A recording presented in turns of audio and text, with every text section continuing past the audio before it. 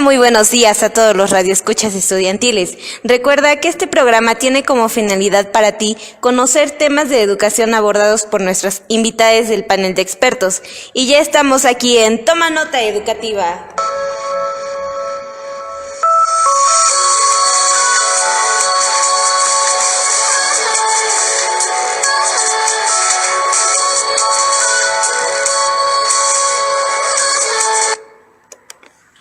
Esta semana abordaremos un tema muy interesante que muchos de ustedes nos han pedido a través de las redes sociales. El tema es sobre la construcción de la historia.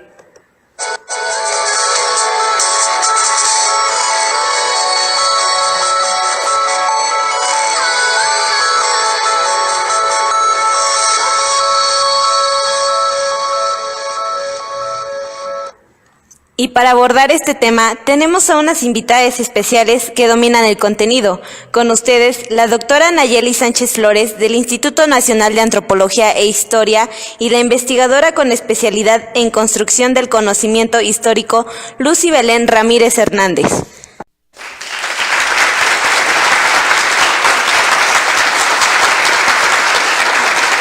Buenos días, licenciadas. Es un gusto y un placer tenerlas hoy en el programa. Hola, muy buenos días, Vero y Ivonne. Gracias por su invitación. Buenos días, Ivonne y Vero, por supuesto a todo su equipo, igualmente a todos los radioescuchas de Toma Nota Educativa. Estamos muy agradecidas por su invitación, ya que es un tema que influye mucho en la educación y que debemos estar a la vanguardia, tanto docentes como los miembros que conforman una institución. Efectivamente, es un tema que los miembros que conforman una institución, como tú bien lo dices, deberían estar al tanto de todas estas investigaciones o creencias que se tienen de cómo se ha ido construyendo un conocimiento histórico. Así es, Vero, ahora teniendo a invitadas especiales. ¿Pero qué nos pueden decir acerca de la construcción del conocimiento histórico? Bueno, todo conocimiento histórico necesita de la utilización de fuentes, ya sean documentos, testimonios u objetos, y su argumentación se basa en la interpretación de estas. Como dice Nayeli, especialista en el INAH, la utilización de fuentes en historia tiene 3 aspectos, que son la fundamentación, demostración y verificación. Ahora bien, ¿en qué consisten estos 3 aspectos en la utilización de las fuentes? Bueno, pues verás, como primer aspecto, la fundamentación se refiere a la fuente histórica que parte del investigador. El segundo, que es la demostración, es el trayecto que se sigue en la investigación, en la cual también se necesita desarrollar adecuadamente la investigación. Entiéndase por adecuadamente, que es la correcta interpretación de las fuentes consultadas. El investigador deberá contar con una capacidad para observar, es decir, tener diferentes enfoques y distintas posibilidades de interpretación. Y teniendo como tercer aspecto, que es la verificación, que se refiere a una vez concluida la investigación histórica, los resultados deberán ser una investigación seria y científica. Por ende, toda fuente le permitirá al historiador construir un discurso. ¿A qué me refiero con esto? A que en la forma de cómo se selecciona y utiliza las fuentes partirán de una mirada epistemológica e histórica. Entonces, podríamos decir que las fuentes son las mismas, pero la mirada del historiador no, es la misma. Por eso investigar en fuentes resulta en el fondo preguntar por el sujeto histórico a través del tiempo, o sea, es observar el pasado desde un discurso histórico del presente. Así es, efectivamente, Ivonne.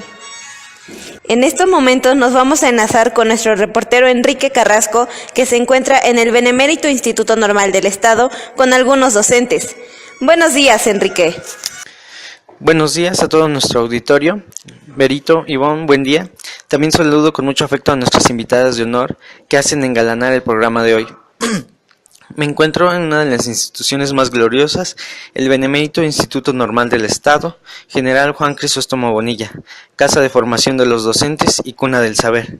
Estoy en compañía del maestro Nicolás Cabrera Castillo, formador de docentes, el cual, nos va a compartir parte de su metodología y algunas opiniones que ha aplicado o aplica en su práctica pedagógica. Maestro, buen día y gracias por esta entrevista. Gracias. Sí. Maestro, empezaré preguntando, ¿qué elementos dan credibilidad a la historia? Los elementos que dan credibilidad a la historia son de dos tipos, yo diría, ¿no? Es decir, primero los documentos que existen referentes a cualquier punto de vista que un autor haga, y cuando este autor visita a las fuentes primarias, que son los actores de ese mismo proceso histórico que él está investigando. Esas son las dos fuentes fundamentales que pueden acreditar un estudio y se consideran históricos como tal, ¿no? La historia es una ciencia ya ahora considerada dentro de las ciencias sociales, que permite ir a estudiar el pasado para indagar cuáles son las causas que generaron un fenómeno en estudio X, y nosotros recrear en ese estudio para no cometer las mismas errores o los mismos problemas que se suscitaron en esa época. Supuestamente para eso es. Hay un autor de apellido Vilar, que es uno de los pilares de la enseñanza de la historia a nivel internacional, Pierre Vilar precisamente, que dice que la historia la han escrito siempre los vencedores de un proceso, porque la sociedad son sociedades las sociedades se han conformado en base a guerras, conquistas, y la forma como se organiza la sociedad. Los que dirigen esa sociedad, pues, o son vencedores de un proceso revolucionario, de una guerra, etcétera, o son herederos de unas familias antiguas que han venido dominando de todas maneras esa sociedad. Por lo tanto, quienes escriben la historia son, o ya sea en un primer momento, ellos, sus descendientes, o algún especialista que indaga respecto a la existencia de esos fenómenos sociales a través de la historia. Ok. Y entonces, ¿qué serían las fuentes primarias y cómo las encontramos? Las fuentes primarias, como te decía, corresponden principalmente a los actores en un proceso histórico. Por ejemplo, podemos decir nosotros que de nuestra institución, fuentes primarias que nos hablen respecto a la historia de la licenciatura en educación primaria, pues podemos tener a los antiguos directores, los antiguos docentes. Tendríamos que hacer un pequeño instrumento para saber qué queremos saber de la licenciatura en educación primaria, por decir, y ellos nos podrían guiar explicándonos cómo se fueron dando esos procesos históricos en la licenciatura. Te podrían hablar del cambio de un programa a otro. Por ejemplo, actualmente existen personas que están vivos y que vivieron la puesta en marcha de un programa de estudio que se llamó Plan 84, el 97 y ahora el 2012. Entonces, esas personas que ya son, podríamos decir, antiguas o más antiguas en la institución, son los que nos podrían hablar de cómo se implementaron esos programas, y ellos serían las fuentes primarias a consultar respecto a ese tema en específico. Y entonces, ¿hay fuentes secundarias y cuáles serían y cómo son aplicadas dentro de la historia? Pues las fuentes secundarias son los documentos que dejaron precisamente esos directivos, esos docentes, esos coordinadores. Nos podrían decir cómo surgieron los coordinadores de cada semestre, cómo surgieron cómo se fue organizando la institución, y ellos, esos documentos que hacen los docentes cuando se reúnen en academia, pues son documentos secundarios que hablan de la historia de esta institución, y así puede ser en otros ámbitos de acción, ¿no? Es decir, los escritos, ¿no?, que se quedan son los que nos sirven como fuentes secundarias para poder interpretar lo que ocurrió en determinado momento en la historia de una institución o de un fenómeno X. Maestro, por último, ¿usted qué metodología utiliza para que los alumnos de la normal apliquen las fuentes como una herramienta para sus prácticas e inmersiones dentro de su formación? Pues hablar de una metodología como tal sería muy ostentoso. Creo que pues yo utilizo una técnica que es la técnica actualmente APA, ¿no? Es la Asociación de Psicólogos Americanos, que nos pide que para hacer un resumen hay determinadas características. No debe de exceder las 250 palabras, el título debe estar en la parte media del escrito, etcétera, etcétera, ¿no? Entonces es una técnica para solicitarle a los alumnos que hagan sus estudios o que hagan sus trabajos. Entonces, esa es la que yo utilizo en ese sentido. Hablar como tal de una metodología, yo no diría, porque no hemos construido en la institución elementos que nos permitan tener una metodología general para la institución, sino que cada docente, dentro de lo que se conoce entre comillas como libertad de cátedra, va poniendo en práctica su docencia.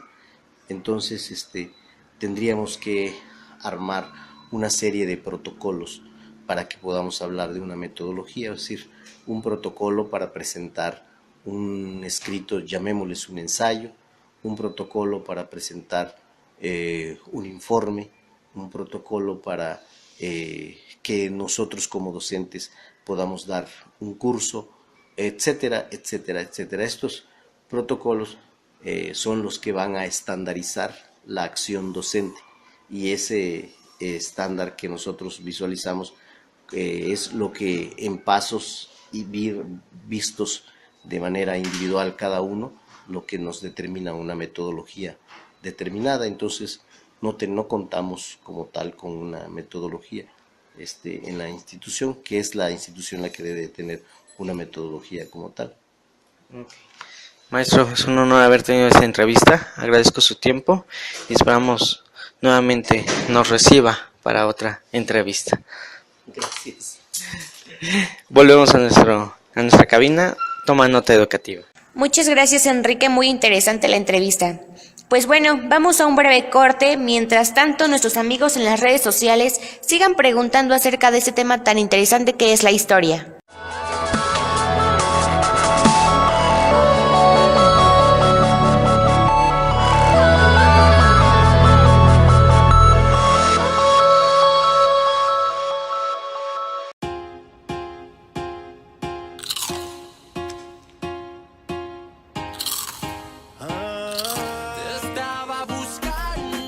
¿Me das unas sabritas? ¿Me das una? ¿Y si te canto? Uy.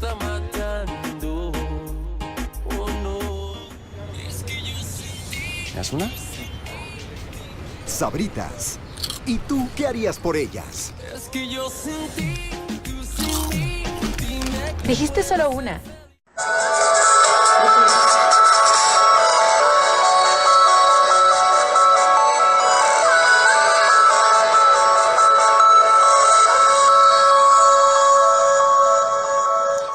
Y ya estamos de vuelta en Toma Nota Educativa.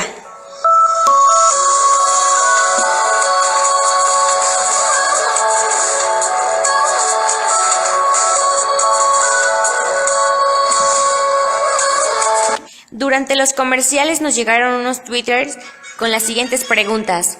Para realizar una investigación histórica, ¿existe una metodología o clasificación de las fuentes?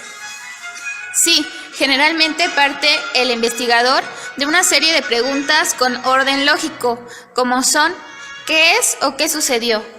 ¿Quién o quiénes participaron o se vieron afectados? ¿Por qué pasó? ¿Para qué se hizo? ¿Cómo se realizó? ¿Dónde sucedió? ¿Cuándo pasó? ¿Cuáles fueron las causas y cuáles las consecuencias? Y su clasificación son en fuentes primarias y secundarias. ¿Y en qué consiste esta clasificación? ¿Puedes comentarnos, Belén? Claro, como tenemos entendido, toda fuente primaria son los documentos, testimonios u objetos originales que le permiten al investigador, en este caso sería el historiador, directamente investigar en ellos, y generalmente estas pertenecen al mismo periodo. Así es, y las secundarias son los resultados concretos de la utilización de las fuentes primarias, es decir, libros, ensayos, artículos, biografías, monografías, entre otros. Este tipo de fuente no son de poco valor, pues son el producto de años de investigación histórica.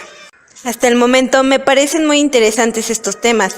En estos momentos nos vamos a enlazar con nuestra reportera Venecia, que se encuentra en alguna primaria de nuestro estado. Buenos días, Venecia. Buenos días, auditorio que nos escucha el día de hoy. Nos encontramos sintonizando en el Instituto Oriente con el profesor Vladimir Escalante Barojas, que imparte clases en la escuela primaria. Buenos días, maestro. Hola, buenos días, ¿cómo estás? Muy bien, gracias. ¿Usted cómo imparte una clase de historia? Mira, normalmente lo que trato de hacer es que a través de taller y práctica los alumnos jueguen con la historia, e inventen productos con los cuales se diviertan, pero en esa diversión los contenidos de historia están inmersos de tal manera que sea jugando el conocimiento de la historia. Esa es mi intención. Como docentes, ¿es necesario tomar en cuenta la utilización de fuentes primarias y secundarias para el manejo de contenido histórico? Sí, claro, es fundamental, puesto que a partir de estas fuentes primarias y secundarias tenemos la certeza de que los datos, las fechas, los hechos que se están tratando son fidedignos, y eso nos da certeza total. Y por último, ¿usted cómo implementa en sus alumnos el uso de las fuentes primarias y secundarias? Mira, buena pregunta. Yo trato por lo menos de que tengan a la vista y de que puedan tomar con sus manos alguna fotografía, verla, analizarla.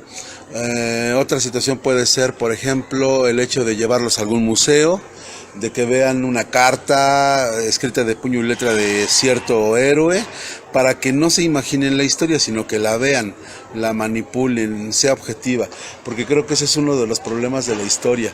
Como las fuentes primarias y secundarias no están tan cercanas a nosotros, salvo los libros, dificulta eso la comprensión de la asignatura, y por eso me preocupa el que tengan estos elementos a la mano. Le agradezco el tiempo que me brindó en esta pequeña pero significativa entrevista. Nos enlazamos al estudio. Bye. Gracias. Muchas gracias, Venecia. Muy interesante la entrevista, ya que nos ha dado un panorama que nos permite conocer cómo los docentes de primaria frente a grupo transmiten el conocimiento histórico. Y bueno, vamos a un corte comercial y regresamos con más.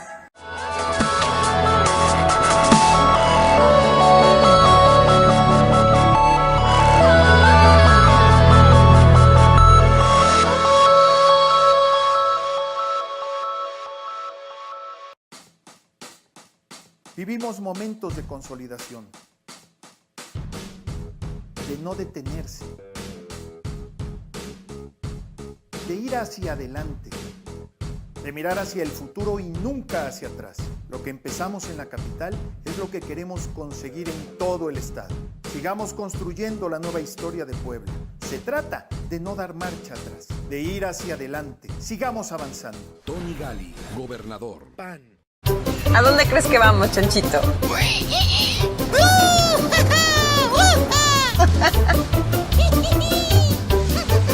Si quieres ahorros chonchos, ven a Chedraui, ¿verdad, Chanchito? Siempre que compras en Chedraui, ahorras.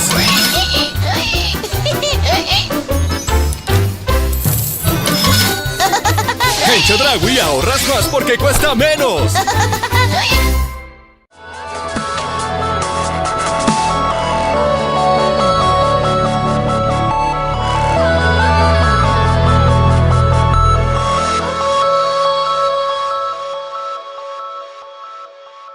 Y ya estamos de vuelta aquí en Toma Nota Educativa.